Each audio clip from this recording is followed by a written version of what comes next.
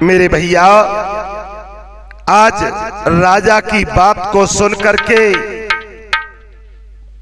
गौरा मैया बोली, महाराज ये जो मेरी गोद में पड़े हैं ये कोई और नहीं मेरे अपने पति हैं, और महाराज इन्हें कोढ़ हो गया है। इनको लेकर के मैं जगह जगह कई देश मैंने भ्रमण किए हैं, हर जगह ले गई इनके उपचार के लिए, लेकिन महाराज इनकी जो बीमारी है वो ठीक नहीं होती। क्या करूं, मैं बड़ी दुखिया हूं अपने पति को लेकर के इस घने जंगल में। महाराज रोने के अलावा मेरे पास कोई साधन नहीं है, क्या करूं। राजा कहने लगे, बोले बेटी चलो अपने पति को लेकर के मेरे नगर अयोध्या में चलिए, मैं तुम्हारे पति का इलाज करवाऊंगा। गौरा मैया कहने लगी, महाराज बिल्कुल चलूंगी, लेकिन मुझे तिरबाचा भर के कह दो कि बाकी में तुम मेरे पति का अच्छी तरह से इलाज कराओगे या नहीं। मुझे कैसे भरोसा होगा, कैसे विश्वास होगा। कहीं महाराज तुम्हारे मन में कोई खोट आ गया मुझे देख करके, तो मैं फिर कहां जाऊंगी। गौरा भैया के मुख से ये वचन सुने उसी समय राजा मानधाता पार्वती जी से बोले बेटी 3 वचन देता हूं कि जो मांगोगी वही पाओगी, और मैं वचन आपको देता हूं ना खाली हाथों जाओगी। मैं आपको वचन देता हूं, और छत्री बात कह करके कभी मुकरते नहीं है। क्या बोले, धरती उलट पुलट जाए है जाए, और सूरज युगे पश्चिम से जाए। राजा कहने लगे, धरती उलट पुलट जाए है जाए, सूरज युगे पश्चिम से जाए। चाहे गरुड़ को सर्प भके और चाहे सिंह को गैया खाए।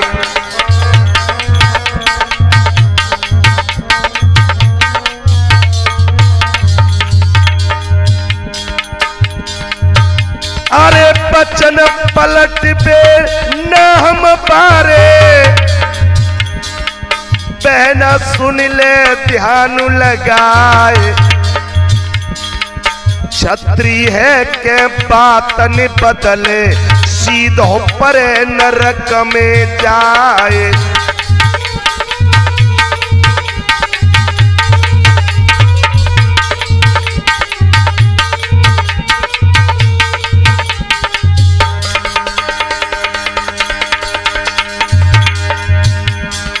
भैया हाथ जोड़ के,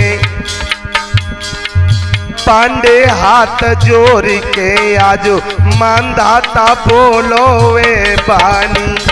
भैया हाथ जोड़ के आज भूपत बोलो वे बानी।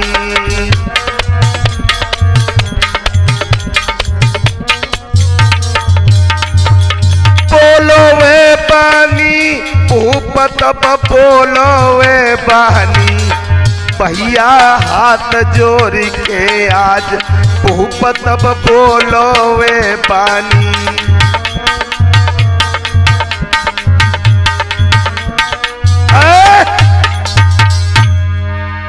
राजा कहने लगा, बेटी हम उस कुल के क्षत्रिय हैं जिस कुल में लोग अपनी आन मान मर्यादा को ही अपना जीवन समझते हैं।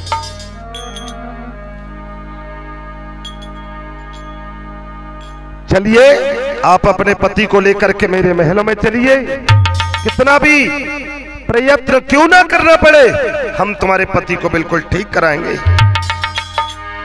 भैया आज राजा माता पार्वती और भोले बाबा को लेकर के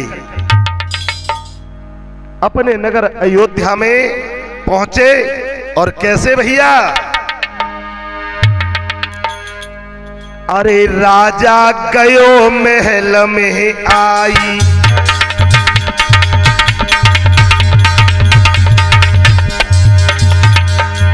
राजा गए महल में आई, और जन मंत्री लए बुलाई।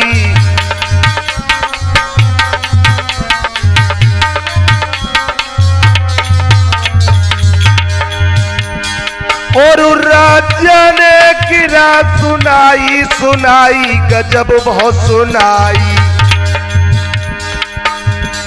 अरे सब पैदन ले बुलाई,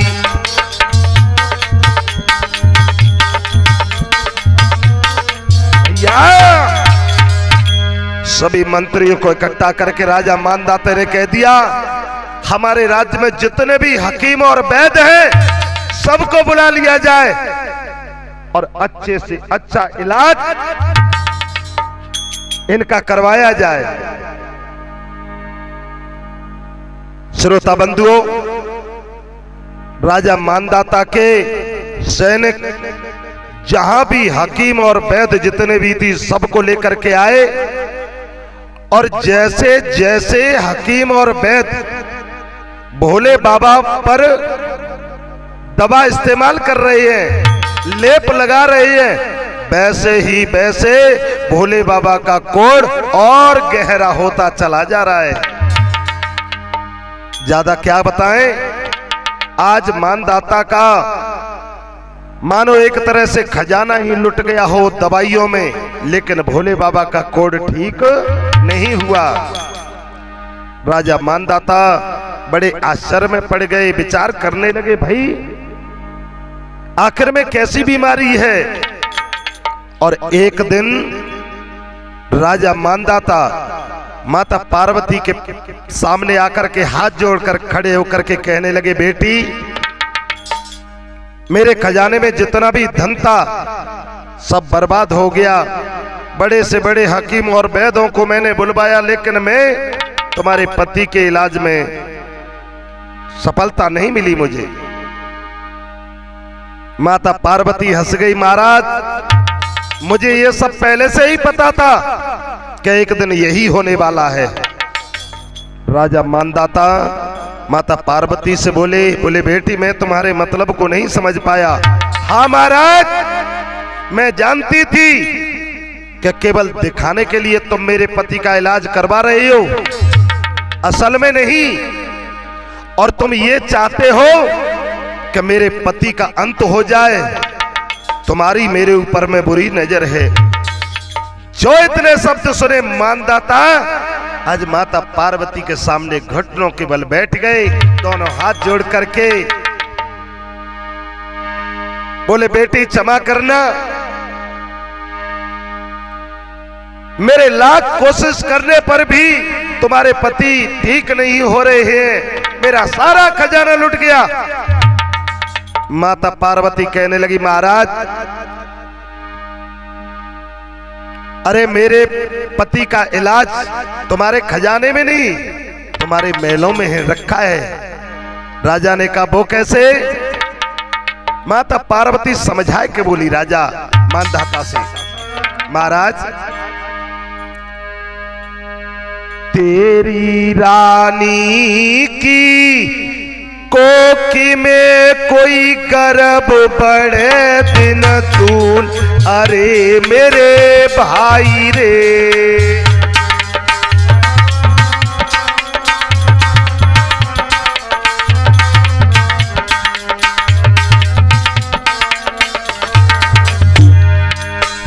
पार्वती मैया कहने लगी, महाराज मेरे पति की दवा तो तुम्हारे महलों में रखी है। तेरी रानी की कोखी में कोई गर्भ बढ़े दिन तून, अरे मेरे भाई रे।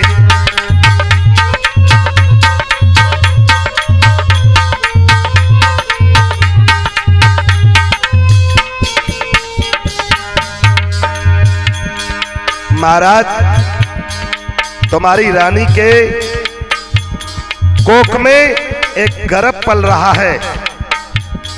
राजा कहने लगा बिल्कुल, लेकिन मेरी रानी के गर्भ से तुम्हारे पति का क्या संबंध है? महाराज, दवा तो वहीं से आएगी। राजा माता पार्वती से, बेटी तुम क्या बोल रही हो? तुम्हारी बात मेरी समझ में नहीं आ रही है।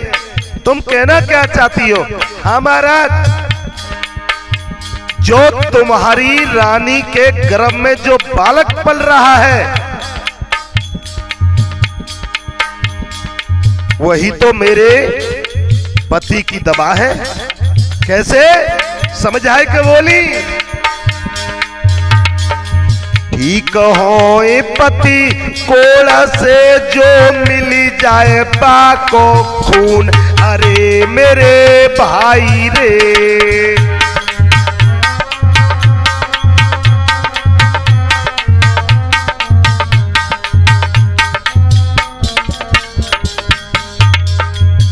माता पार्वती कहने लगी, महाराज, तुम्हारी रानी के गर्भ में जो बच्चा पल रहा है, उस बच्चे का खून अगर मेरे पति के शरीर से लेप कर दिया जाए तो उनका कोढ़ तुरंत ही ठीक हो जाएगा।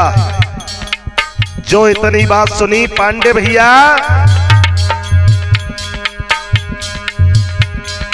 इतनी सुन के बात को तब गए भूप घबराए, अरे मेरे भाई रे।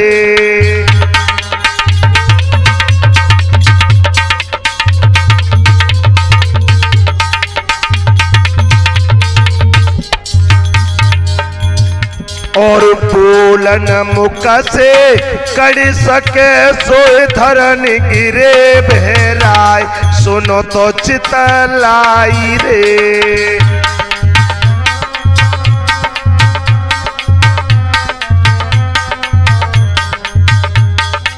भैया, आज मेरे भैया राजा मानदाता धरती पर गिर पड़े। बेटी तुम ये कैसी बातें कर रही हो? मेरा तीसरापन आ गया, मेरे घर में कोई संतान नहीं, और बुढ़ापे में परमात्मा ने मेरी सुनी। कैसी बातें कर रही हो? दोनों हाथ जोड़कर गिड़गिड़ाने लगे राजा मानदाता। तब हाथ जोड़ के बोलो रे वो धर्म धीर सो ज्ञानी,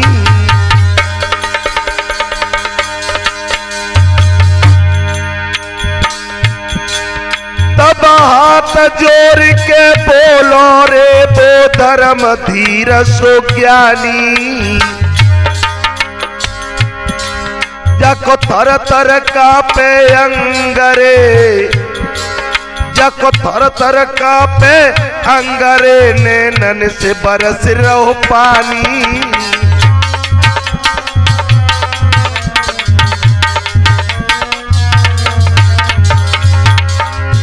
जाको तर तर कापे अंगरे, नैनन से ढरकियो पानी।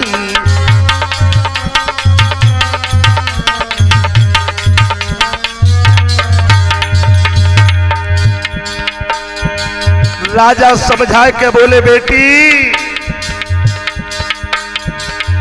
मेरी बहन धीर मन कैसे धारेंगो, मेरी प्राण न प्यारी नारी अरे बाय कैसे मारेंगो। राजा भरी लकी गयो रोई, समय से पेश नहीं जाती। राजा भरी लकी गयो रोई, समय से पेश नहीं जाती।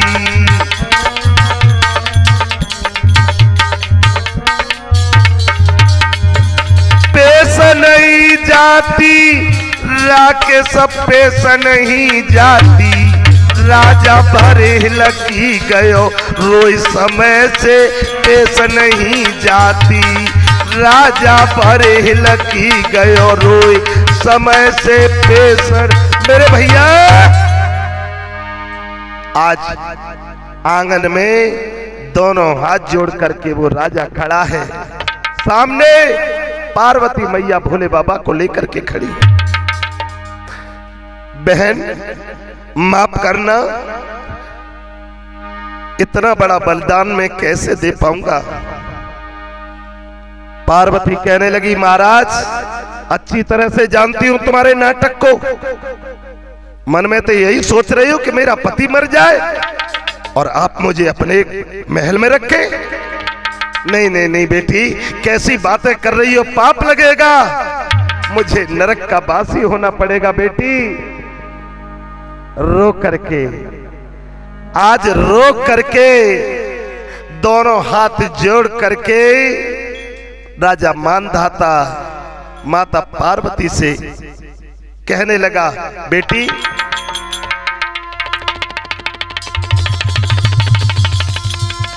तबलक रानी को रूप भूप कई पानी,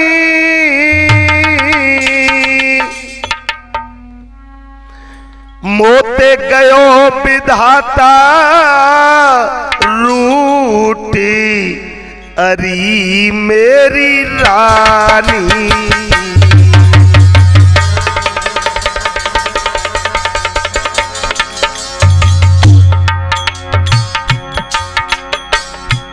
मोते गयो विधाता रूठी अरी मेरी रानी।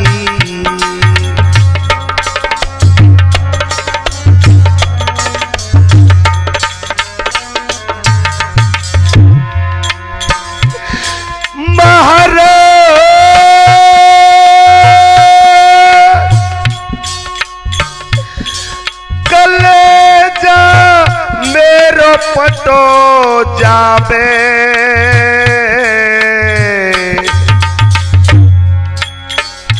बेटी, अरे कहा करो कित जाऊं बेटी, कहा करो कित जाऊं, समझ मेरी न कछु आवे। कहा करो कित जाऊं, समझ मेरी न कछु आवे। कहा करो कित जाऊं। हे बेटी, मैं कैसे अपनी रानी को मारूंगा, कैसे उस बच्चे को निकालूंगा, कैसे मारूंगा मैं अपने आंख के तारे को। आज हिलकी भर के महाराज मानधाता रो रहे हैं भैया। राजा मन में विचार करने लगे कि शायद भगवान मेरे सत्य की परीक्षा तो नहीं ले रहे। अगर मेरा सत्य डिग गया, मेरा धर्म चला गया, तो जीवन में दोबारा कभी लौट करके नहीं आएगा। राजा मानधाता माता पार्वती से कहने लगे, बोले मैया एक बार मैं अपनी प्राण प्यारी रानी से विचार जरूर विमर्श करना चाहता हूं। हाँ हाँ क्यों नहीं, जाइए। और जिस समय मेरे भैयाओं राजा मानधाता ने जाकर के अपनी रानी बिंदुमती से कहा, बोले रानी आज महलों में ऐसा वाकया हो गया। रानी हंसने लगी, महाराज कैसी बात कर रहे हो। सोचिए महाराज, तुम उस खानदान के योद्धा हो, तुम उस परिवार के शूरवीर हो जिसमें लोग जान दे सकते हैं लेकिन अपने बचनों से नहीं मुकर सकते। महाराज अगर आपका सत्य चला गया तो जीवन में कभी नहीं आएगा। आप राजा हैं, अरे मेरी जैसी अनेक रानियां मिल जाएंगी आपको और उनकी संतान भी हो जाएगी, लेकिन महाराज धर्म चला गया तो लौट करके नहीं आएगा। श्रोता बंधुओं, अपने धर्म की रक्षा के लिए, अपने वचनों का पालन करने के लिए आज राजा मानधाता ने हाथ में चाकू लेकर के क्या किया भैया? जाने चाकू ले लियो हाथ रे पेटू जब पारो,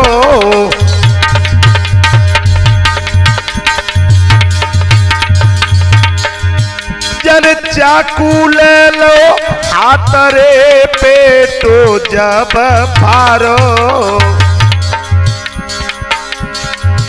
रानी की कोख से राजा ने, रानी की कोख से राजा ने तब अपनो कुमर निकारो,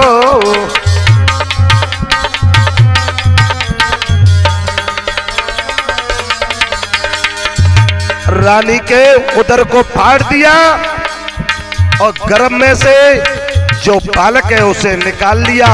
ऐसे ही नहीं भैया, आज उस सतधारी राजा मानधाता ने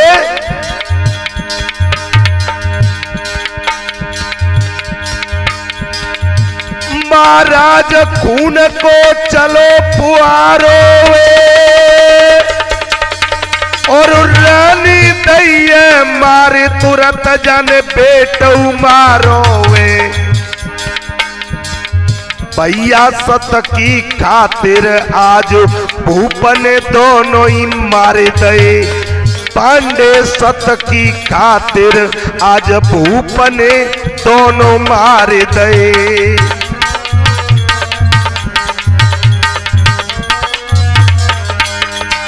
दोनों मार दे माँ बेटा दोनों मार दे, राकेश सत की खातिर आज भूपन जुल्म गुजार दे।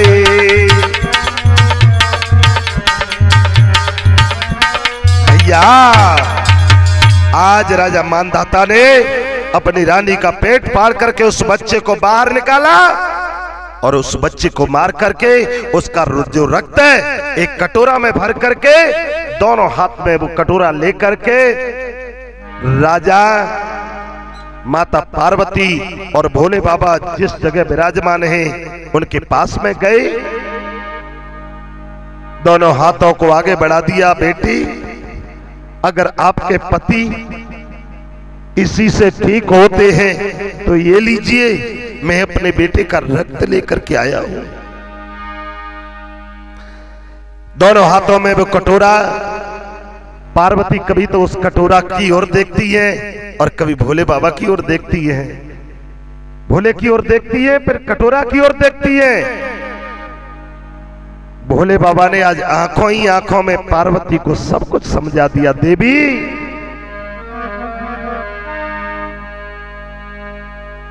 राजा ने जाय के तो भर के कटोरा रखते हैं, तब शंकर जी कहने लगे देखो उमा मेरो भक्त। बोले हे गौरा, तुम धर्म के खम्भ देखना चाहती थी? जगत भवानी दो से तुम अपना प्रतिबिंब, अब तुम मुझसे मत कहना नहीं देके धर्म के खम्भ। बोले ले लो इस कटोरा को और मुझसे अब कभी मत कहना कि धर्म के खम्भ दिखा दो। पार्वती मैया कहने लगी तो क्या धर्म के खम्भ नहीं दिखाओगे? भोले बाबा कहने लगे बाबरी, अरे धर्म के खम्भ कोई सोने के नहीं है, कोई पत्थर के नहीं है जिसे मैं तुम्हें दिखा सकूं। ओ गोरा, कहां सो रही हो?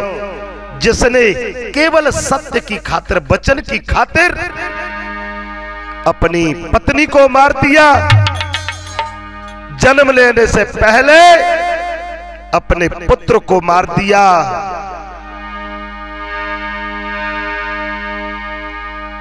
क्या ये धर्म के खम्भ नजर नहीं आती? गौरा मैया नीचे को नार करके खड़ी हैं, विचार कर रही हैं क्या करूं। उधर में राजा मानधाता रो रहा है, बेटी इस कटोरा को ले लीजिए। अरे मेरा तो जो कुछ होना था हो गया, लेकिन अब मैं अपने धर्म को नहीं जाने दूंगा। उसी समय भोले बाबा समझा करके राजा मानधाता से बोले, महाराज आवाज लगाओ, अपनी रानी का नाम लेकर के आवाज लगाओ, अपने बेटा को आवाज लगाओ। राजा कहने लगा, महाराज माफ करना, कहीं मरे लोग वापस नहीं आते। अरे क्यों मुझे मेरे घाव पर क्यों नमक छिड़कना चाहते हो? बोले राजन आवाज तो लगाओ, एक बार हमारे कहने से आप आवाज लगाइए। और भैया जो राजा ने बिंदुमती का नाम लेकर के आवाज लगाई, गजब हो गया पांडे। तबल गोदी में कुमर रे नारी जब आई,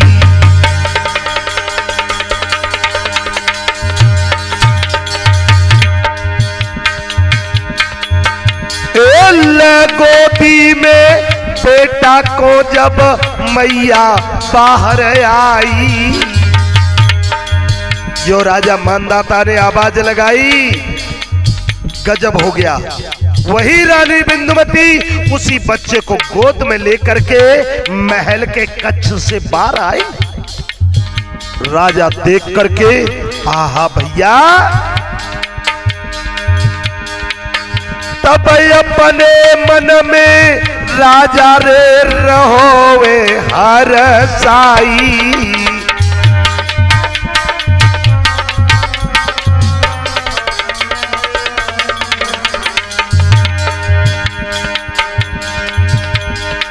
एकदम से राजा ने अपनी प्राण प्रिय रानी को देखा, उसकी गोदी में अपने बेटे को देखा।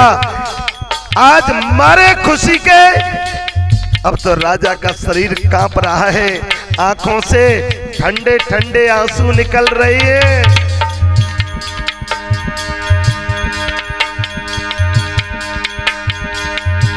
महाराज कथा में अपनी करता बंद, और इसी पुत्र का आगे चलकर नाम पड़ा मुचकुंद। महाराज अयोध्या नरेश राजा मानधाता के इसी वीर पुत्र का नाम महाराज मुचकुंद पड़ा, जो आज भी धौलागिर की गुफा यानी धौलपुर के पास में मुचकुंद के नाम से विख्यात है।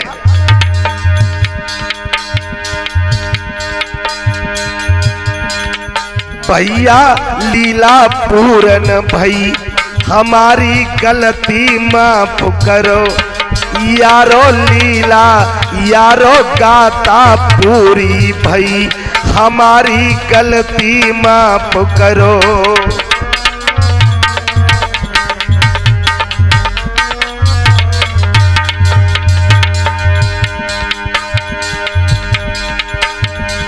लीला पूरी भई हमारी, भैया सुन ले ध्यान लगाए। लाला अमन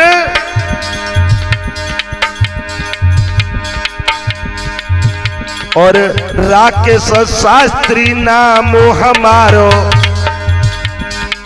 गाता तुमको तई सुनाए।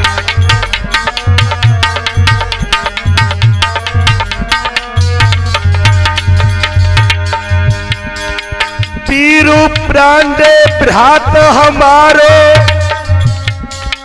भैया ढोल करोए बजाए।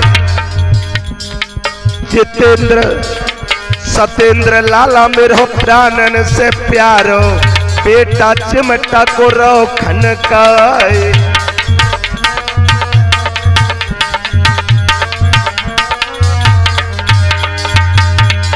अमन भास्कर दोनों भैया मेरे सन्मुख बैठे जो आए।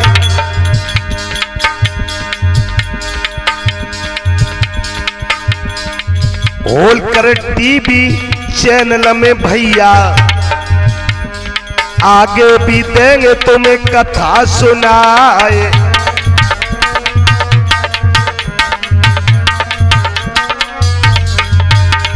हमारे होलकर टीवी यूट्यूब चैनल में हमारी और भी नई नई कथा आपको सुनने के लिए मिलेंगी।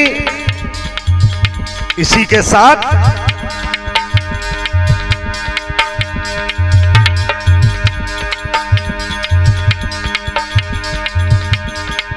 काऊ दिन नागिन बन के जस जागी मोहन तेरी बांसुरिया। काऊ दिन नागिन बन के जस जागी मोहन तेरी बांसुरिया।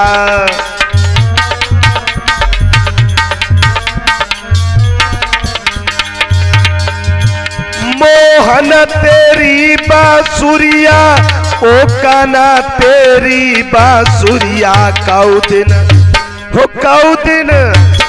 काऊ दिन नागिन बन के जस जागी मोहन तेरी बांसुरिया।